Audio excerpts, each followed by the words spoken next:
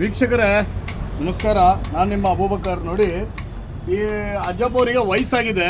ಇಲ್ಲಿ ನಾನು ಭದ್ರಾವತಿ ಹತ್ರ ಬಸ್ ಸ್ಟ್ಯಾಂಡ್ ಪಕ್ಕದಲ್ಲಿ ಒಂದು ಗುಜ್ರಿ ಇದೆ, ಇಲ್ಲಿ ಬಂದಿದ್ದೀನಿ. ಪಾಪ ಹೊಡೆದಿರೋದು ನೋಡಿ, ಇವರು ಹೊಡಿತಾ ಇದ್ರು. ಇವ್ರಿಗೆ ವಯಸ್ಸಾಗಿದೆ, ಇವ್ರು ಯಾರಂತ ಗೊತ್ತಿಲ್ಲ ಅಂತೆ ಅವರಿಗೆ. ಆದರೆ ಇವ್ರಿಗೆ ಕೇಳ್ತಾ ಇದ್ದೀವಿ, तुम्हारा घर कहाँ है? सो घर ये तुम्हारे बेटे का नाम क्या? बेटे का नाम सारा कहाँ है बच्चे? ಸಾಗರ್ में ही. ಇವ್ರು ಸಾಗರಲ್ಲಿ ಇದ್ದಾರೆ, ಇವ್ರ ಮಕ್ಕಳ ಅಂತ ಹೇಳ್ತಾ ಇದ್ದಾರೆ. ಈ ಗುಜ್ರಿ ಅವರು ನಮ್ಗೆ ಗೊತ್ತಿಲ್ಲ ಅಂತ ಹೇಳ್ತಾ ಇದ್ದಾರೆ. ಆದ್ರೆ ನೀವು ಯಾಕೆ ಹೊಡೆದಿದ್ರಿ ಯಜಮಾನ್ರ? ಹೊಡೆದಿರೋದು ನೋಡಿ, ಅವ್ರಿಗೆ ಎಷ್ಟು ಶಕ್ತಿ ಇದೆಯಾ ಹೊಡಿಯಕ್ಕೆ? ಮತ್ತೆ ಇವಾಗ ಹೊಡೆದಿರೋದು ರಕ್ತ ಬರ್ತಾ ಇಲ್ಲ ಇಲ್ಲಿ. ಅಲ್ಲ ರೀ, ಈಗ ಹೊಡ್ತಾ ಇರೋದು ರಕ್ತ ಬರ್ಬೋದು. ನನಗೆ ಹೊಡಿಯಕ್ ಬರ್ತಾರಂದ್ರೆ ಪೊಲೀಸರಿಗೆ ಫೋನ್ ಮಾಡ್ಬೇಕ್ರಿ ನೀವು. ಪೊಲೀಸರಿಗೆ ಫೋನ್ ಮಾಡ್ಬೇಕು.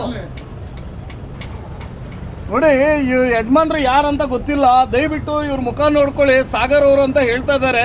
ದಯವಿಟ್ಟು ಎಲ್ಲಿದ್ದಾರೆ ಇವರು, ಇವ್ರ ಕಡೆಯವ್ರು ಯಾರು ಅಂತ ಹೇಳಿ ಸ್ವಲ್ಪ ನೋಡ್ಕೊಳ್ಳಿ. ನನ್ನ ಕಮೆಂಟ್ಸಲ್ಲಿ ನಾನು ನಂಬರ್ ಹಾಕಿರ್ತೀನಿ.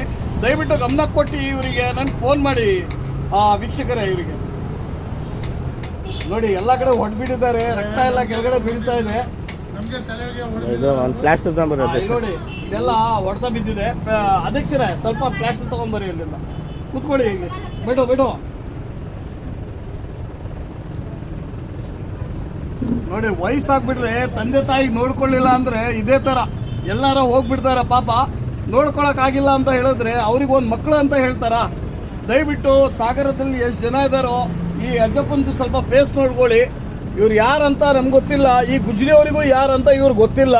ದಯವಿಟ್ಟು ಇವ್ರು ಯಾರು ಏನು ಅಂತ ಹೇಳಿ ಆದಷ್ಟು ಶೇರ್ ಮಾಡಿ ಯಾರು ಎಂಥದ್ದಂತ ಹೇಳಿ ನಮಗೆ ತಕ್ಷಣ ಫೋನ್ ಮಾಡಿ. ನಾನು ನಿಮ್ಮ ಅಬೂಬಕರ್. ನಮಸ್ಕಾರ.